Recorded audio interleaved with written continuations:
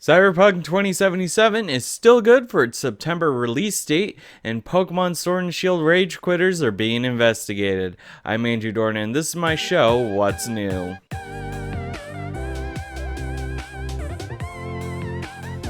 So, it is Friday, which means only 2 news stories and maybe a bit more rambling at the beginning and at the end.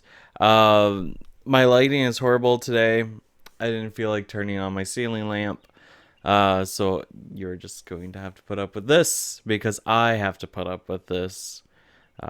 So yeah. Gosh, I am freaking tired. I woke up randomly in the middle of the night because it was really hot and I was just like, so, that's great. Um, Aside from that, I've been working on, like, yesterday I worked really hard on recording like the first third of my video essay, so that'll be coming out maybe not next week, but maybe the week after.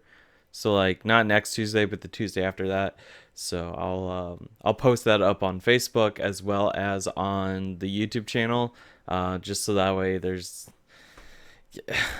every time I try to schedule out a video, like it gets real funky. So it's like when it's like an embedded like YouTube video thing. So it's like for this video essay, I'm just going to upload it straight up. Like it's not going to be scheduled. It's just going to be open in public as soon as it's done processing. So yeah.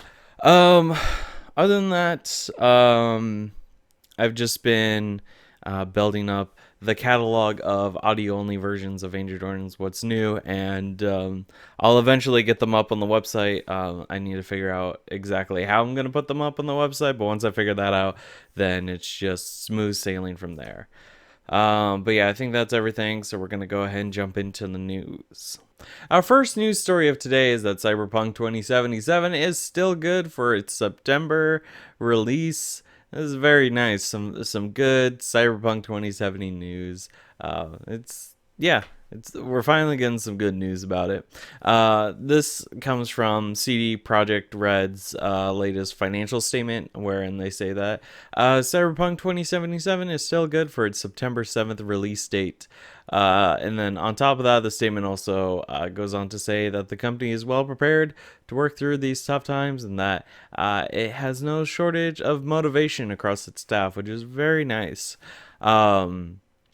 So that's pretty cool. The fact that we've got some good news about Cyberpunk 2077 makes me very happy. Who knows? Maybe by the time the game finally releases, I'll have a computer. I kept wanting to say console. I was like, I'd probably get it on PC. Like a PC good enough to run Cyberpunk 2077. So that'd be kind of cool. But yeah, I'm pretty excited. I have links to both the Eurogamer article that I first heard about this from, and then also the CD Projekt Red financial statement in the show notes below if you want to take a look at that for yourself. Our second news story of today is that Pokemon Sword and Shield rage quitters are being snuffed out.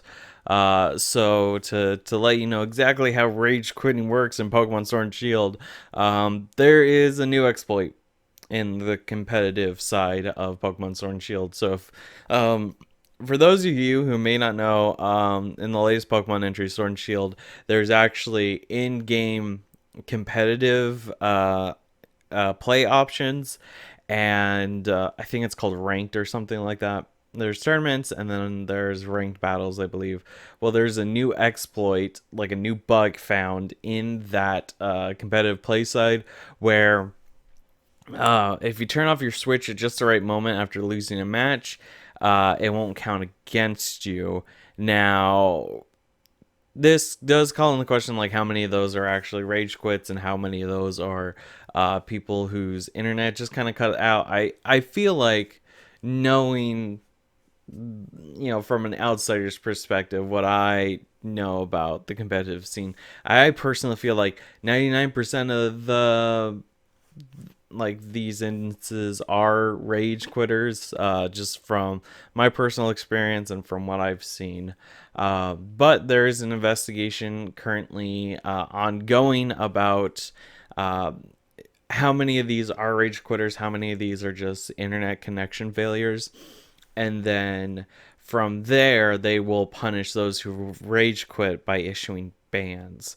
So the Pokemon Company is taking this very seriously, because obviously you want people to, like, take the loss and just, go on, and eventually you'll pick back up, and you'll fix that win-loss ratio.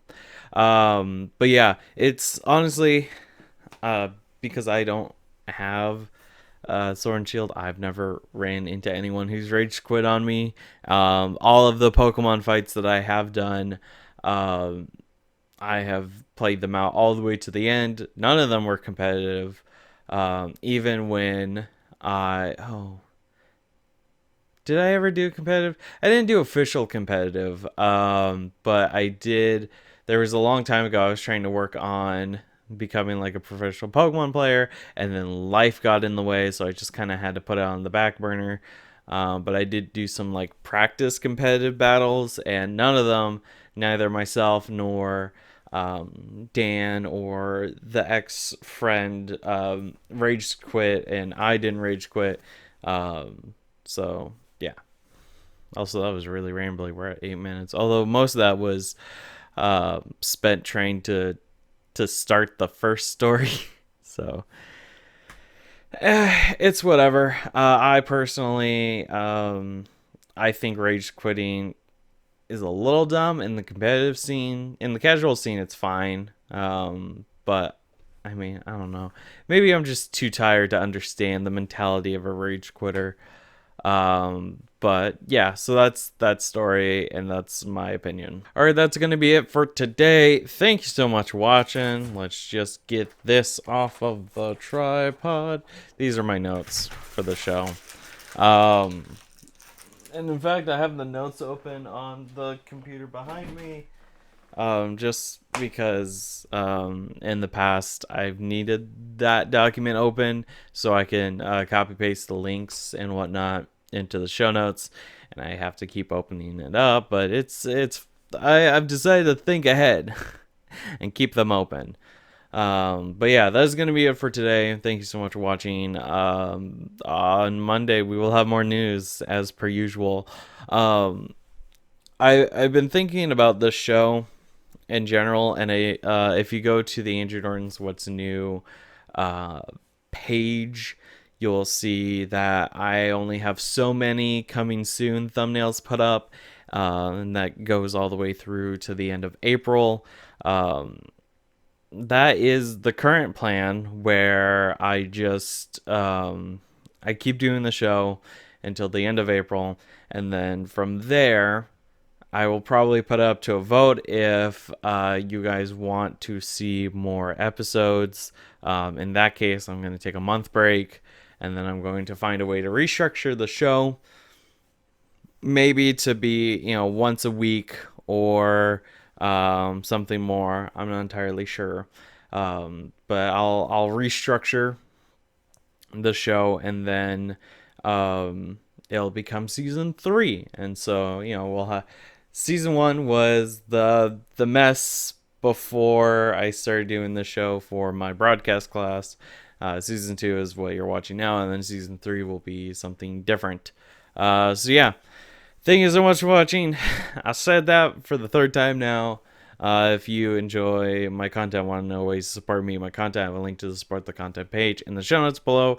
Additionally, if you want to know more about Andrew Dornan's What's New, I have a link to the main show page also in the show notes below.